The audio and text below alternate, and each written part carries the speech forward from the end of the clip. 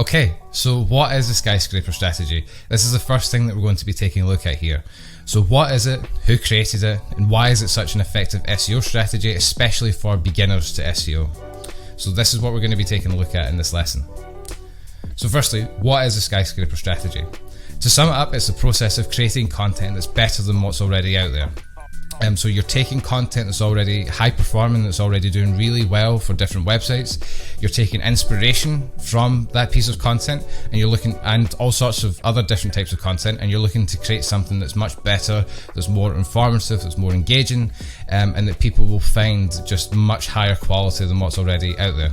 It's arguably one of the best ways to generate more backlinks and increase organic traffic. Now, if you don't know what either of those are, don't worry, because we're going to be exploring all sorts of different things in this class, including these two. But backlinks are essentially links that come from any other website to your website, and they are generally a sign of authority that Google will use to rank different types of content. And organic traffic is traffic that you get coming to your website that you're not paying for, basically, that's coming through your content ranking well on Google. So that kind of sums up both of them.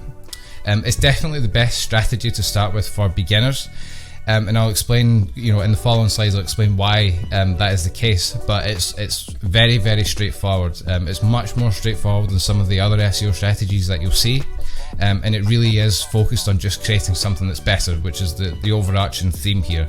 It's all about quality. It's all about making something that's better, right? And lastly, all you really need is to have your blog, or your website and your blog set up. That's all you really need. You will also need to have access to an SEO tool. Now, there's a bunch of them on the market, and I will get into what ones are best and what ones I recommend that you use, but we'll get onto that a little bit later. So next, who came up with the skyscraper strategy? So Brian Dean, as we can see here, is actually who came up with the skyscraper strategy, and he's the founder of Backlink.co.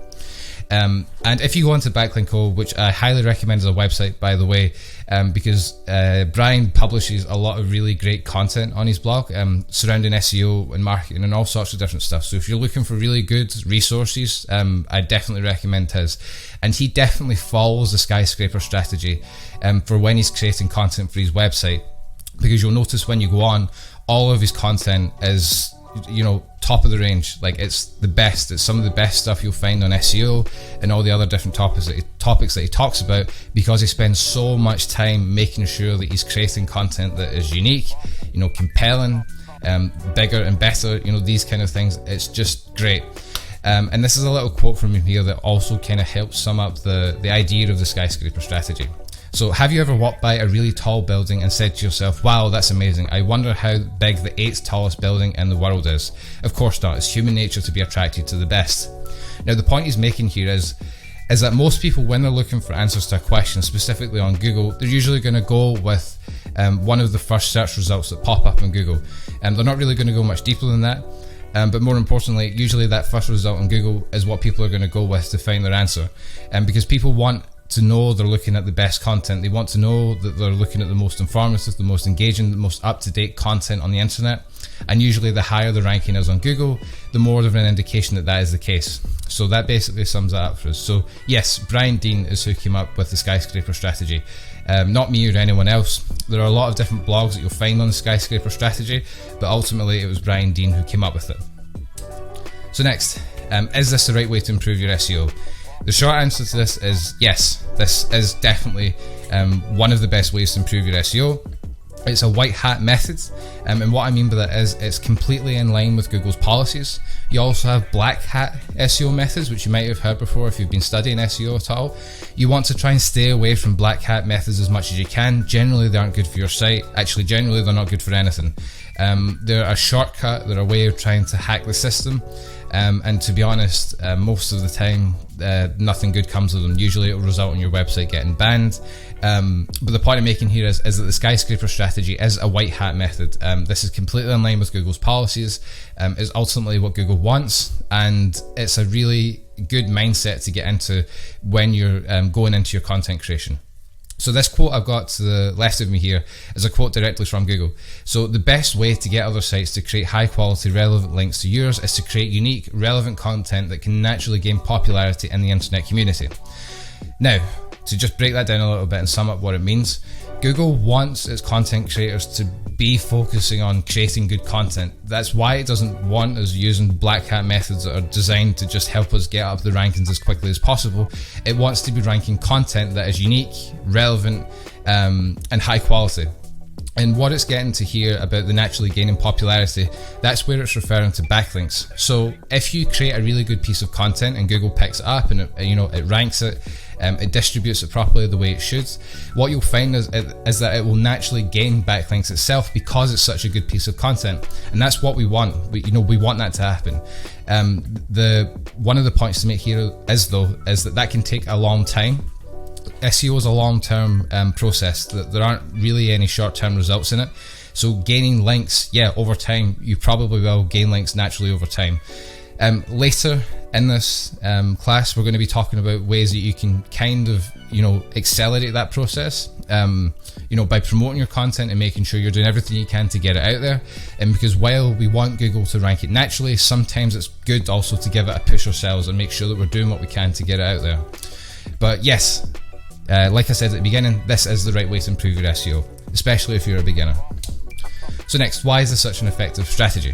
So beyond being in line with Google's recommendations, the main thing that makes this strategy so effective is because of how much value you're bringing to the table. Because when you get into this mindset of the skyscraper strategy, you're not just focused on getting to the top of Google as quickly as you can. You become focused on creating good, compelling content that is valuable, that you believe will be valuable to people. And that's a big difference in mindset, because when we just think about getting to the top of the search rankings, really, depending on what kind of frame of mind you're in, you may be like, well, I'm just going to do everything I can to get to the top. Doesn't really matter about the content. I don't really believe in what I'm doing. I just want to get to the top of Google and I want to get the clicks. This strategy takes you in a different direction, because you're not going to be thinking like that. You're going to be thinking, well, if I put as much effort as I can into creating great content, then that's the thing that's probably going to drive results, hopefully. And you'll know that the more time, the more effort, the more resources you put into creating compelling content, the higher the chance of you getting great results. So it kind of flips it on its head a little bit. And this last point here, Google tends to reward those who make an effort to create better, more informative content. It does, and I'll keep saying that, because that's the thing that you want to keep in mind here. Google will reward you for creating good content, right? It's got really, really strong algorithms that have been developing, for the last 10 to 20 years. It knows what it's looking for, and it knows what people want. And it's important to keep in mind that these algorithms that Google has are not stupid, and they can tell what is good content over bad content. And you do have to trust the algorithm a little bit to a degree. So, let's move on to the next one. So it all starts with creating something better, which is, again, another idea that I've kind of been trying to drive through this entire lesson here. But it's really important to note that this strategy isn't a shortcut or an easy route. It will require a lot of work, time and energy, but I can guarantee that it will be worth it. The foundation of the strategy is being willing to create something better, and that's what you need to remember. So it's all about focusing on creating something better. We're finding great content that people have already created, and we're doing our research. We'll go through the process in the next lesson, but the overarching goal here is to create something better and hope, with the intent that Google will pick it up and that people will gravitate towards it as a resource. So that's just something to keep in mind. So with that being said, let's move on to the next lesson and talk about the skyscraper strategy process and the things that you need to keep in mind when we're actually implementing this process practically. So let's move on to that now. Okay, so first up we have the 3-step process to the skyscraper strategy. So the process of finding, creating and promoting your skyscraper content. Now the purpose of this lesson isn't to go into any particular detail about each of the steps. It's just to give you an overview of the overall process so that you know what it's going to look like when we start implementing it. So the first step that we have here is find high performing content. And this is a step where we're really going to be doing a lot of research. We're going to be nailing down our keywords, and we're going to be finding the highest performing content for our chosen keywords. And really what we're trying to do here is we're trying to ensure the highest chances of success, really. So we want to find the right keywords. We want to make sure we're not going after one that's too big or too competitive, that we've got a really low chance of ranking for. So this step is really, really important, and it's important that it isn't rushed in any shape or form. Secondly, we have create something bigger and better. So when we've done all the necessary research, we want to go out and we want to start actually creating our content. And I'm going to be going in depth with you on the best way to go about creating your content and the kind of things you should have in mind when you begin the content creation process. And then thirdly, we want to share it with the right people, or really we want to do promotion. It doesn't have to be anything crazy, and we'll talk about all the different ways that you can promote your Skyscraper content after you've published it.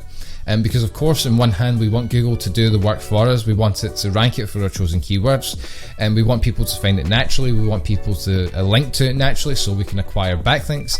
But truthfully, the best way to accelerate that process is to give it a kick ourselves and make sure we're sharing it with people, make sure we're giving it the best chance of success. So we'll be going in depth on that particular step too. And lastly, which isn't really a step, but you would just rinse and repeat this 3-step process. So once you've created one piece of content, you've promoted it, you're happy with it, you've done everything you can, you just rinse and repeat and start again. And you just keep doing that, and you just keep following this process. And over time, your blog, your website, your organic reach, it should all naturally grow if you're following this by the book. So next up, let's go on to step 1 and talk about that. So how to find high performing content and do keyword research. So let's move on to that now. Okay, step 1, how to find high performing content. So in this lesson, I'm going to be showing you how to conduct keyword research, find high performing content that you can take inspiration from, and conduct something called backlink analytics. But if you don't know what any of those are, don't worry, I'm going to be talking you through all of them in detail. So firstly, we have keywords. So keyword research can get quite complicated depending on what you're doing, but for the purposes of this, I want to keep it as simple as possible. So we have short tail keywords and we have long tail keywords. Short tail keywords are generally made up of 1 to 2 words. They tend to be more competitive and they're generally broader. Long tail keywords, on the other hand, are usually made up of 3 to 5 words or more, tend to be less competitive and are usually more specific. And long tail keywords are what we're really going to be focusing on when it comes to creating our Skyscraper content. So your keywords need to be firstly relevant to your business, of course. Secondly, they need to be valuable in terms of traffic. So we want to be finding keywords that have a lot of people searching for them on Google. We want to be meeting users at the buyer stage, and we want to focus on finding a keyword that we can create great content about. So those are 4 key things to keep in mind. And now we want to actually go ahead and conduct the keyword research. So for doing this, for me, I'm going to use SEMrush, but there are a bunch of other tools on the market that you can use to do stuff with SEO. I just prefer SEMrush. I think it's the best. It's my personal preference, and that's the one I would recommend that you use. However, you don't have to, and there's plenty of others on the market. So let's jump into that now, and let's start showing you how to conduct your keyword research. Okay, so now we are inside SEMrush. Now, SEMrush, like I said, is definitely my personal preference. I definitely think it's the best SEO tool on the market, but it might not be for you for a bunch of reasons. It might be too expensive, you might need something more affordable, you might just not like it. But I am going to be showing you how to do it on this, and the process that you'll follow on other platforms will be pretty similar overall, so just keep that in mind. So there are 3 tabs here that we're going to be focusing on for our keyword research. And then we're going to look at our backlink analytics later, but firstly let's just focus on keyword research. So we have the keyword overview tab, which is what I'm going to be talking about here. We have the keyword magic tool, and we have the keyword manager. Now, if we just focus on the keyword overview for a minute, the keyword overview tab is best if you have a specific keyword in mind that you want to analyze, and get and look in depth at all the different information on that specific keyword. Now, I have picked a short tail keyword to start with, as you can see here, Facebook ads. So 2 words, it's short tail, and it's incredibly competitive and pretty much impossible to rank for, in my opinion, unless you've got a crazy big website. Even at that, it's probably still virtually impossible. So let's just have a look at some of the data here and some of the reasons why it's almost impossible to rank for this keyword. So we can see here that in the US, we have nearly 50,000 people hitting this keyword every single month, which is a lot. Globally, we have 456,000. Again, a lot of people looking for Facebook ads, right? Either information on Facebook ads or going to Facebook ads itself. It's a big keyword. And the thing to keep in mind here, that's not people just typing in Facebook ads. They could be typing in how to create a Facebook ad, how much are Facebook ads, how to run Facebook ads, stuff like that. So it's just the fact that Facebook ads is included in it that you can end up with such a high number. But leading on from that and the volume of it, we have keyword difficulty. And keyword difficulty is one of the best indications of whether this is a feasible keyword or not, at least on SEMrush it is. So we can see that this keyword difficulty is 100%, right? Hence why I'm saying it's virtually impossible. Far too difficult, okay? So this is a keyword, this is an example that you would just want to stay away from, right? It's a good starting point for the subject matter, because the subject matter that, at least that I would want to create content about, is Facebook ads. I just wouldn't be focusing to rank for Facebook ads, that keyword, okay? Then over here we have intent. So for different keywords we'll have different intent, and this will be quite useful because it will help you understand what content you should be creating for specific keywords. Then we have the trending tab. We can see how this keyword is trending or not, so we can see here that it's pretty consistent. Up here we can see results, we can see cost per click if you're running ads, and then here we have the level of competition between advertisers bidding on this keyword. So again, this is advertising. This doesn't really relate too much to the organic traffic or the organic SEO that we're looking at, and we're going to look at other things a little bit later, but that's the key things that you need to know. If we scroll down here, we can see keyword variations, different questions that you might want to focus your content on in relation to this keyword. We've got related keywords, and we have a SERP analysis. So this is just basically taking data straight from Google itself, because if you type in Facebook ads, this is basically what's going to show up. Down here there's some other things, again ad related, things that you don't need to worry about right now. So basically what I'm saying is this is a good place to start if you already have a keyword in mind and you want to analyze it. So yeah, that is a keyword overview tab. Okay, so now that we understand a little bit more about the keyword overview tab, and how to analyze keywords and the different metrics that we should be looking at, what are we going to do about this keyword? Because I can't possibly create content specifically for Facebook ads. I need to do something else, or I need to find a better keyword that's more specific and that I can actually create content about, that I have potential to rank for. So my first gut reaction might be, well, can I think of other keywords that maybe I could write about? So why don't I put in here how to create a Facebook ad, and hit search, and let's see what this comes up with. Okay, so we can see here that even though I've changed this to how to create a Facebook ad, it's still incredibly difficult. And now, okay, and I can keep going like this. I can keep coming up with different ideas and not really knowing whether they're going to be good or bad, whether they're going to be easy to rank for or not. So this is quite a slow way of doing it. So the point I'm trying to make here is that the keyword overview tool is great if you've got a specific keyword you want to analyze and run them through a bulk analysis. But what I'm actually going to recommend you do is actually go to the keyword magic tool. And this is the second tab that we're going to be focusing on, and this is probably the best way to come up with a range of content ideas if you don't really have that many. So now that we're in here, we have how to create a Facebook ad, and let's look at all the different variants we've got here, because I think how to create a Facebook ad is closer to probably what I'm looking for than the short tail keyword Facebook ads. So let's see what this has to offer. So we can see here that there are a crazy amount of keyword variations, for how to create a Facebook ad. There's so many, and while our content can include like a bunch of these, and we can talk about a lot of different topics in our Skyscraper content, we really want to have one good one that we can focus on, that is kind of the key focus, if you will. So let's have a look at some of the first ones here. So we've got how to create an ad account on Facebook. Now we maybe wouldn't write a full blog post on that, because that's not really Skyscraper content. You could probably do that in less than 1,000 words. You could probably explain how to do that. That doesn't necessarily mean it's bad content. It's just maybe not the right thing we're looking for. But we can see here that the volume is decent, 320 people per month. The keyword difficulty is 49, so it's not the worst, but it's not the best. And all of these seem to fall into the yellow and orange mark. Now, one thing you can do here, you can see the further we scroll down, you can see the volume stays about 10, and there's not really much data because not a lot of people are really looking for content related to these. What we can actually do is look at this section here, and we can see these tabs. So these are keywords that are associated with how to create a Facebook ad that we can look at. Now, what I'm actually going to do here is I'm going to strip this back to Facebook ads, because I feel like it's maybe too specific, and SEMrush doesn't seem to be giving me that big a range of keywords that I can look at. So I'm going to strip it back to Facebook ads. Okay, so now we can see a list of different keyword variations and keyword magic tool for Facebook ads. Now what I want to do here, obviously we've got these different sub tabs here, but just before I go into them, I want to actually do something with this criteria here. So I want to have our keyword difficulty. I only want to be looking at keywords that are possible, right? So not very easy or easy, because like they're hard to come by, but possible. So in the 30 to 49% mark. So I'm going to click this, and we're going to see what it comes back with.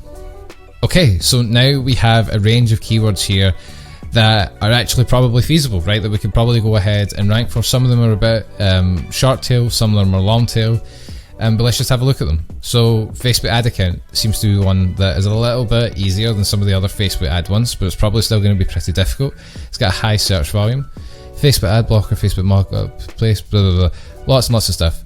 Now we can see here as I'm going through it, like I said, some of these are short tail. So some of them might not really fit the criteria we're looking for, and just might not hit the spot, okay?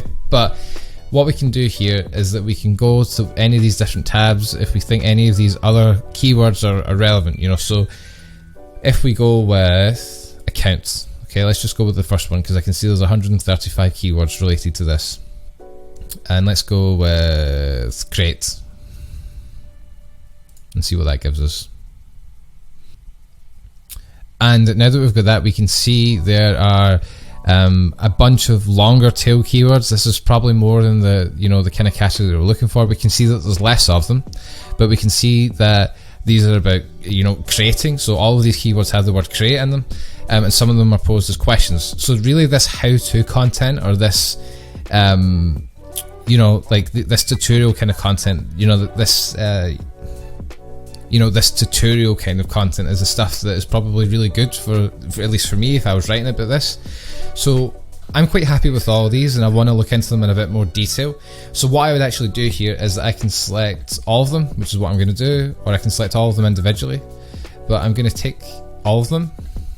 And what I'm going to do here is I'm going to add all of them to Keyword Manager, which is this here, and I'm going to create a new list, and I'm going to put Facebook ads, keyword research. I'm going to click OK. Alright, so now if I go to Keyword Manager, I can see here that I have Facebook ads, keyword research, and now I can go in here and I can see that I have all my keywords there. And now all I really have to do now is go through all of these individually and decide how relevant they are to the content that I'm looking to create. So now all I really have to do is go through all of these individually and see how relevant they are to the content I'm looking to create. If I can, you know, if I can craft something out of this, if there's something I can focus on, because they're meeting the criteria that I'm looking for. So that is what I'm going to do next. Okay, so now that we have a list of our keywords, or at least potential keywords, we want to start going through them. So in the last 5 minutes, I've just kind of had a brief look through these. I've analysed and we've looked at the different data points, and you know, and I'm trying to figure out what one is best. So after looking at it, really what you want to look at here is volume, right? If the higher the volume of people or traffic coming to this keyword every month, the better, obviously. But like we spoke about earlier, sometimes the higher the volume, the more competitive it is, or the harder it will be. Thankfully in this case, there's some keywords in here that are actually probably good for us to target, that have a higher volume but aren't necessarily maybe that difficult to rank for. So the one that I'm going to go for here out of these ones that I've, you know, brought into my list, is this one here, create new ad account Facebook. And this has a monthly allocated volume of 480 people per month looking for this keyword. So what we're going to do is click on that. And this is going to give us some good information about this keyword and some key things that we need to know. So let me just move myself back over here. So 480 people a month, 48% keyword difficulty, which is possible. Global volume is 1.7k. Then some ad stuff, we've got trending. So we can see here with the trending that it's actually pretty consistent as a keyword overall. Just like before, we've got different variations and different variations of the keyword that we can look at. But the thing that I'm focusing on here is actually the SERP results. So what pages are ranking really well for this keyword right now, and we want to try and figure out why, because this is a keyword that I think is probably feasible. We could probably target this and could probably get to the top of it if we go about it in the right way. So what we want to do here is hopefully you're at this point now where you've got your keyword, you've done your analysis, you've brought in your keywords, and you're trying to pick the best one. We want to analyze these top results and try and understand what it is about them that's making them rank, and how we may be able to replicate some of the contents that are on some of these pages. So positions 1 and 2 are taken up by Facebook. We don't really want to worry about these at all. There's no way we're going to outrank Facebook, okay? But maybe we could get into this 3 to 5 spot. That's feasible, that's possible, and that would be good, okay? That's a reasonable goal. So what do we want to do? Well, I'm going to have a look at all of the results from 3 to 5, and maybe more if we need to, but I just want to see from 3 to 5 and see what we can find. So let's just have a look. Let's open this up in a new tab. So let me just make this right. So this is position number 3. Okay, so this one is focused on how to create a new Facebook ad account. And it's talking about Business Manager, then it's basically giving us some steps on how to do this. Okay, so pretty informative. Yeah, so this goes quite in depth, right? This shows step by step how someone can set up a new Facebook ad account. Okay, so if I'm looking at this, first thing I've noticed is, yeah, it tells you how to do it, but it doesn't really give you much else. So for instance, it could talk to you about how to optimize your Facebook ad account. That would be one thing. So let's come out of this for a second. So that's one point we've noticed. We could talk about the optimization beyond just setting up the ad account in our Skyscraper content. So let's have a look at another one. So this is from Ad Espresso, and this is quite similar. This one seems to talk about how to set it up. I can tell by looking at it that this is from quite possibly an older UI of Facebook's. Yeah, it's slightly older. So this article, you could argue, is maybe slightly outdated, but it probably still gets to the main points that anyone needs to know. Okay, so this tackles a bunch of different information and seems to go in a bit more depth about billing and account spending. Okay. Still don't see anything on optimization, which is useful, because that means we could still include that, how to optimize a Facebook ad account beyond just setting it up. Okay, let's look at the last one. Look at Magics. And this one seems to be a little bit more in depth than the other two, if I'm being honest with you. Search campaign objective. Okay, and this is talking about actually setting up a campaign. What was the title of this? How's it? Okay. So this is talking about how to set up your Facebook ad account and then how someone can go in and begin advertising. So this one's really, really good and in depth as well. Okay. So there's a few different ways I could go about this. But what I'm going to do here is I'm going to go into this number 3 here and actually click on it. Because what I can do here is I can see specific information about this URL and how it's performing, which is another one of the great things about SEMrush. So from here, I can see that this is a fairly new ranking. This page is ranked fairly recently from Pepperland Marketing. I can see here the different organic keywords that it's ranking for, and and maybe I should consider including some of these in my Skyscraper content as well. I can see top position changes, I can see intent, so the highest percentage of intent seems to be for informational, so people that are visiting this page, their intent is to find information, which is useful because that's the type of content that we will be creating. Then we can see competitors, we've got a bunch of different information here. And this is useful. This is useful information. So what I would do from here is I seem to have a fair grasp of the different types of content that are associated with this keyword. What I would want to do now is actually go ahead and start doing some backlink analytics. So that's what we're going to move on to in the next video. But this seems like a solid keyword to go after. We just have to try and figure out the best way to go about it. But by going ahead and trying to understand the backlinks in the next video, that will help us get more clarity on what we need to do to actually get our content to rank if we go down that road. So see you in the next one. Okay, so at this point, we have now analysed our keywords, we've looked at the top results, we've found some high performing content, but the last thing that we have to do here is analyse the backlinks of each of these pages and determine what it is that's really making these pages rank and why, and that's what we're going to do here. So I've went ahead and I've pulled out the top ranking pages, I've had a look at them, I understand them and the differences between them.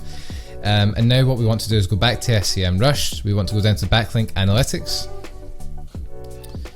And when we get in here, what we're going to want to do is we're going to want to take each of the pages that we've got here. So you can analyze between 3 and 5. That's what I would recommend. You don't really need to go much further than that.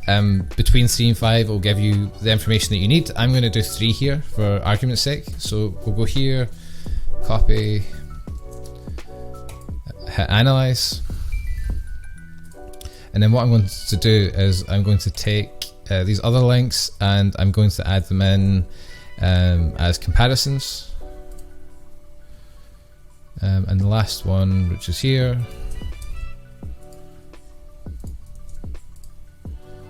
Okay, we've added them all in. Now what we're going to see here is a bunch of different information, much like keyword overview. A lot of this you might not know what it really means, okay, when you're looking at it, but just stick with me. So really what we're getting here is a bird's eye view of all these different pages and all the different metrics in relation to backlinks. So we've got authority score, we have referring domains, we have backlinks, we have referring IPs, monthly visits, keywords, and this gives you an idea of how big each of these websites are and what might be contributing to the success of these pages. So for Adspresso, the one that stands out straight away is the fact that they have an authority score of 50. They also have a lot of referring domains and they have a lot of backlinks for this given page, and they're the clear winner by far for this keyword in particular. And what this means really is, well, we can attribute them to being a big website, okay? But these other two are slightly different. Pepperland Marketing have an authority score of 13, which is really low. They don't have many referring domains, but they do seem to have a reasonable amount of backlinks for this page, considering they don't have a lot of referring domains. And then Magix.com, they've got a much higher authority score than Pepperland Marketing. They've got more referring domains and they have about double the backlinks, but they're kind of in the same boat as Pepperland Marketing. There's nothing big that really stands out. They're not a big website, basically what I'm saying. So the content and the quality of the content is the thing that's really driving this. Backlink types, so they're all text links basically, which means they're all coming from other websites pretty much. Link attributes, they're all follow links. Yep, so that's all looks good. Categories of referring domains. This should be what you'd expect it to be. So for Facebook ads and stuff, we're really talking about what it says here: text and instant messaging, web apps and online tools, web portals, internet and telecom. Right, so that kind of fits what we're looking at. Referring domains by authority. So we can see here that Pepperland Marketing have 13. They have 13 websites linking to them that have an authority score between 81 and 100, which is really good. We can see down here the number of referring domains by authority score, so we can see there's a real mix here. So Adspresso have got 201 really high authority websites linking to them, the other two not so much. So what I'm really gathering from this by looking at it is that Adspresso is kind of winning by size, the other two are winning by content. So what I want to do here is, backlinks are still going to be important regardless of the quality of the content. So I'm going to jump in here and I want to analyze what Pepperland Marketing have done and what backlinks they've caught. And now that we're in the backlinks tab of Backlink Analytics, there's some really good information here, and actually it's probably the most important information I would say out of your backlink analytics, because we've identified the right pages, we've got a relatively good understanding of how these pages are comparing against one another and why each of them are standing out over each other. But the great thing about SEMrush and some of these other SEO tools is that you will actually be able to see where these backlinks are coming from, okay? And that's a really important thing, because when you publish your content and you're about to go out and start promoting it, coming back here and being able to see specifically what sites have linked to this content and potentially what have contributed to the page ranking so well are here for you to access. You can go out and contact these websites and see if they would be able to link to your Skyscraper content or your article about a similar subject. And that's why it's really, really important. Like, this is really good information. It's tangible stuff. You can put your finger on it and go, hey, I can actually go out to this website and I can reach out to them. I can say, can you link to my content? I noticed you published a blog about this. Could you maybe publish something about mine? So that's really, really useful. and you would just spend some time going through these, identifying where these links have been coming from, possibly how these guys have came about getting these links, and possibly how you can replicate them for your own needs. So that kind of wraps up backlink analytics and doing our keyword research. So hopefully this helps. So now we are going to move on to step 2, which is actually going ahead and creating your content. So let's move on to that right now. Alright, so now that we have officially completed step 1, it's time to move on to step 2. So in this lesson, we're going to be looking at how to actually create skyscraper content that wins. So now that we've done all our keyword research, we've found high performing content, we've done some backlink analysis, now it's time to analyze the process of creating high quality content that you can hopefully rank on Google. So the first tip here is focus on creating long form content. While the skyscraper strategy isn't all about length, I would highly recommend focusing on creating longer form content, because it's been proven time and time again that long form content significantly outperforms short form content. And another thing to keep in mind here is that most marketers or content creators who implement this strategy will do it in such a way where they're just trying to get a little bit of an edge over everyone else. I don't recommend going down that road. If you are using this strategy and you're taking it seriously, don't just try and get the edge over the next person. Try and create something that's genuinely compelling. Yeah, it might be longer, maybe it'll only be a little bit longer, but try and not get hung up in just creating something that's bigger. Try and focus on creating something that's compelling that people will actually find useful. That's the key thing here. Secondly, go deeper and focus on the details. So we all know that search engines are used by people to find answers to questions that they have, and this is an obvious thing. That's obviously what we use Google for. But it's important that we remember that we should really focus on getting the details in there and going as deep as we can on whatever the subject matter might be. And don't just brush over the surface. Try and go as deep as you can and take as much time as you need to create really informative and in-depth content, because that's what people will look for, and that's what people will gravitate towards. If you're putting in more effort to create something that's just that little bit more unique or just that little bit more informative, it will go a long way. So next, you really want to try and make it visually compelling. Some people make the argument that your content will, that will do all the talking for you. Not really. You'll find a lot of people will not stay on a website that isn't designed properly, or if it's not, if it's not well designed and it's not visually compelling, that can create a few issues, and it might hold your content back from what it could be. So make sure you include images where appropriate. Take the time to create good graphics if you can. Make sure your typography is clearly readable, so make sure you're using the right fonts, that it's spaced out proportionally, that it's big enough, just all those basic design principles that you would have followed when you were designing your site. Make sure you add visual stimuli where possible, so videos, images, infographics, things like that. Make sure you add them where possible. And remember that while you might have great content, people are unlikely to link to a poorly designed page. When we think about links and backlinks, like we're saying, if your page, your content isn't visually compelling, it might not perform as well. So just keep that in mind. And next, you're going to want to consistently update your content over time, and you might be like, well, really? And I'm like, yeah, you probably should.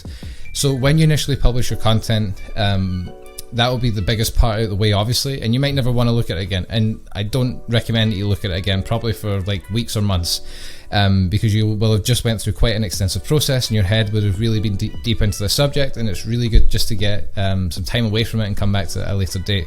So just bear in mind that SEO is a long-term game, and while you might be ecstatic with your content when you initially publish it, I highly recommend updating your content frequently and making improvements where possible. Not only is this good practice, but Google likes to rank content that identifies as up to date. So if Google's algorithms can see that you've been updating your content regularly, that will probably work in your favor over the long run. So that wraps it up for the process you should follow and the things that you should keep in mind for actually creating your skyscraper content. Up next, we're going to talk about how to promote your skyscraper content and the things you need to keep in mind for when you're doing that and why you should do it, more importantly. So let's move on to that next. Alright, so hopefully by this point you've now done all your keyword research, you've analysed high performing content, you've done some backlink analytics, and hopefully you've either started or you've finished creating your Skyscraper content. And now we should be at the point where you're ready to begin promoting it. So what we're going to be talking about here is how to promote your Skyscraper content and get results, basically. Because creating your Skyscraper content is one thing, but promoting it and getting results is another. So with that being said, let's get into it. So why do you need to promote? Great Skyscraper content should gain links naturally if you've done the job right. However, this can take a serious amount of time because, like we've spoke about, SEO is a long-term game.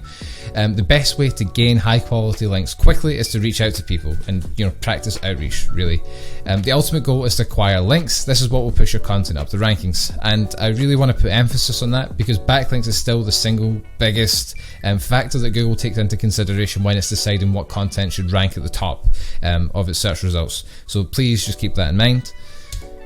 Next, how do we find relevant prospects to reach out to?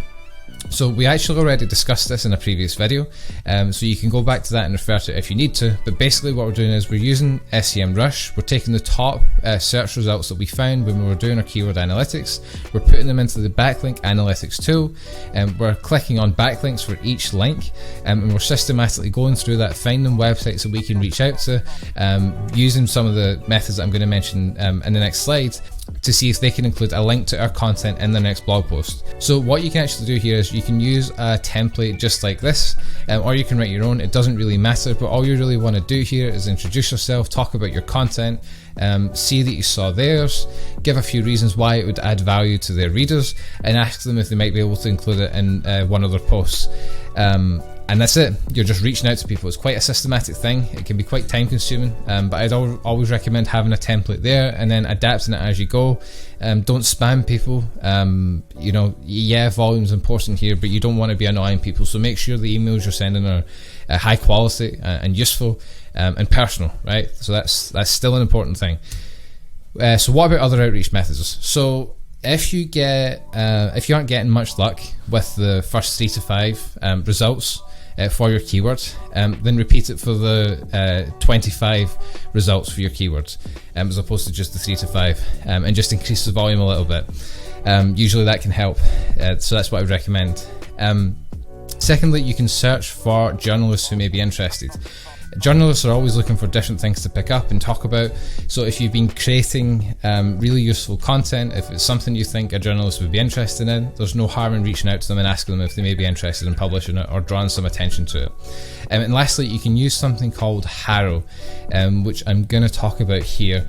So Harrow, let me just pull it up, that you can sign up to, where you'll get daily emails of people looking for content to include on their websites. It's usually journalists, it's mainly for journalists. So Harrow connects journalists seeking expertise to include in their content with sources who have that expertise. So I would highly recommend going and signing up to that. It's free. Not everything that you see from it will be relevant to you, but you might find here or there things pop up, you're like, okay, my content could go there, I might email it to them, so it's a really good thing to have there, just to keep an eye on in the background. So that's some other outreach methods that you can use. And that really is it for promotion. That is the main thing. Of course you have ads and there's other ways of doing promotion, but I really think that outreach is probably the strongest way of doing it, because you can get really, really specific. You can talk to the decision makers about things. Ads are just a bit too far away from the decision maker for me to recommend that. So that is basically it. We've talked about the 3 steps, the Skyscraper strategy, in some depth now. The next thing that I want to talk about as a bonus lesson is, what if your content fails, which is a really realistic question, right? It might not work, and what happens if it might not work? What are the things you need to think about? So let's move on to that in the next one.